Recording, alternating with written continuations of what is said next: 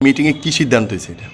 দেখুন, আজকে আমরা ব্রেকফাস্ট স্টেশনের সব মালিকগণ এখানে মিলিত হওয়ার মূল কারণ হচ্ছে আমাদের যে ইটভাটাগুলি মূল প্রধান জ্বালানি হচ্ছে কয়লা। তো মেঘালয় থেকে বা বিভিন্ন যে সোর্স থেকে যে কয়লাগুলি ত্রিপুরাতে আসতো, যেগুলি দিয়ে বাটাগুলি জ্বালানো হতো, সেগুলি গত 15 দিন যাবৎ আসা একদম বন্ধ হয়ে গেছে। কোনো কয়লা ত্রিপুরাতে ঢুকছে না, এমনকি রেলেও কোনো কয়লা আসার বা কোনো ব্যবস্থা এখন পর্যন্ত আমাদের নেই।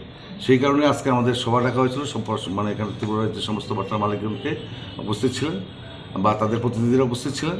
সেখানে মিলে একটা আমরা যেহেতু বিকল্প কোনো ব্যবস্থা নেওয়া হচ্ছে না, কয়লা আসছে না এবং কয়লার বিকল্প কোনো ব্যবস্থা না থাকার কারণে আমরা মোটামুটি সিদ্ধান্ত উপনীত হতে বাধ্য হয়েছি যে বাটাগুলি বন্ধ হয়ে যাবে। কারণ বাটাগুলি অটোমেটিক্যালি বন্ধ হয়ে গেছে বা যাচ্ছে। কারোর যে পুরানো কিছু স্টক ছিল সে আর কিন্তু একদিন চলবে, আর যাদের ছিল না তারাও আরও 7 দিন আগেই বন্ধ হয়ে গেছে।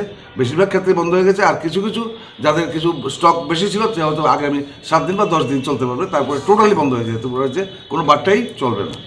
কাজে এটাই আমাদের আজকে সিদ্ধান্ত, কারণ বিকল্প কোনো ব্যবস্থা নাই বা হয়নি। সেই জন্য আমরা নিরুপায়, আমরা বাধ্য হয়ে এটা আমরা করতে হয়েছি বা যাচ্ছি আমরা এই করতে।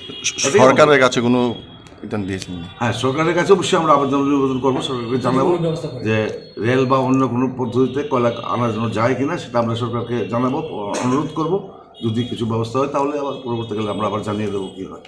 এটাই টোটাল কয়টা বাট্টা আছে আপনার? 300 বাটা আছে, 300 ইট বাটা আছে। 300। এর মধ্যে ধরুন 280 চলছে, কিছু বাট্টা বন্ধ আছে নানান কারণে, আর্থিক কারণে হোক, জ্বালানির কারণে।